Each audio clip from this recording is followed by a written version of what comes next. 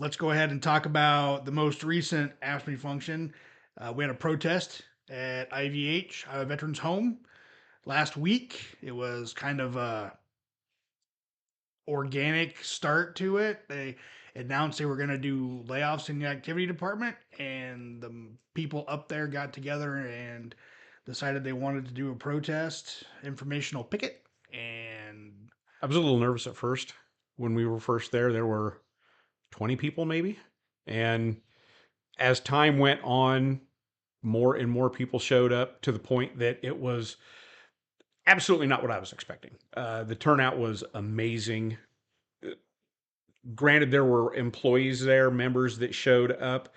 There was probably three times as many more that didn't show up for the fear of retaliation from management, as that was one of the speaking points. A week prior to this picket, we met with I don't know, 10 or 15 of the employees that worked there, and that was one of the issues that was brought up was fear of right. retaliation.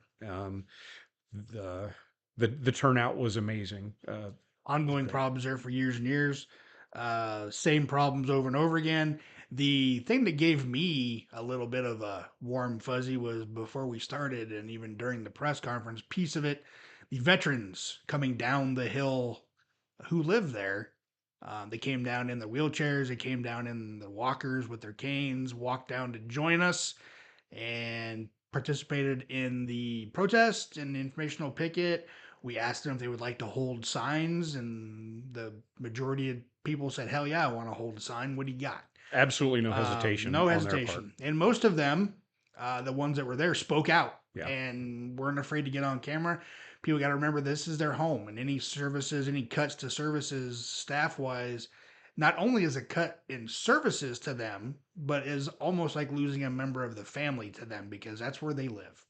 And a lot of them, that's the only family they have left. So our staff, our members and staff up there, make that place go round. So The thing that impressed me the most, the meeting that we had the week before, of the individuals that showed up, they eventually they brought up the fact that 11 of them were going to lose their jobs. Four of them, of the 15, were going to go from full-time employees to part-time employees. But that was the meeting lasted 2 hours. That was an hour and 45 minutes into it. I mean, obviously we knew what was going to happen beforehand, but the fact that the main objective that everybody brought up during that meeting was the fact that how these cuts are affecting the residents. They were more worried about who they were there for as opposed to themselves. and And that spoke volumes. right, and nobody at the rally and nobody at the press conference, everybody who spoke, whether they were a current employee or a former employee, never spoke about how the job cuts were going to affect them. Right. All they talked about was how the job cuts were going to affect the veterans and the residents Absolutely. there. And it, I mean, as they do, we decided after the press conference was over, we meandered up the hill, took our voices, led by several employees and veterans, up to the administration building, and they called out the commandant, and we had a rather spirited debate with the commandant because, to his credit, he came out and spoke. The problem was, is once we started speaking, he decided that nothing we were saying was true, Yeah. even though we had years and years of experience and examples. Basically told us that we didn't know what we were talking about. And when I say us, I mean the hundred so people that were there, the employees that were speaking out, Residents included. residents, longtime residents included. We brought up consistent problems with management, consistent problems with retaliation and the fear that employees had, and he just simply wasn't hearing it. We offered an olive branch. Would you be willing to sit down with the union and bring back labor management meetings and have some of these employees' concerns voiced? And he said he was not interested in doing a union meeting with people, that he wanted people to bring their concerns one at a time. And we said, well, that's the problem, is they fear Mm-hmm. retaliation when they do that. So after, I mean, and we had several discussions. There was media there. Several media outlets were there. We had kind of a spirited back and forth.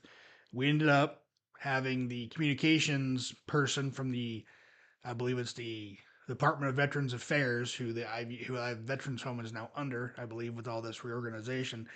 The communications director came out and did agree to meet with some employees and union representatives. And that'll be happening this week in At a Marshalltown. neutral site. Initially, they wanted to meet there at the Iowa Veterans Home, and we thought it would be in everybody's best interest if we done it at a neutral site where employees wouldn't feel under the radar or under the microscope, as well as the person that was going to meet from their side. Right, because the purpose of it isn't to have another yelling session. It's not a Exactly. protest; it's a meeting, and we want to make sure that um, ideas and concerns get addressed and exchanged. So Constructively. constructively, all in all, it turned out better than I could have hoped for.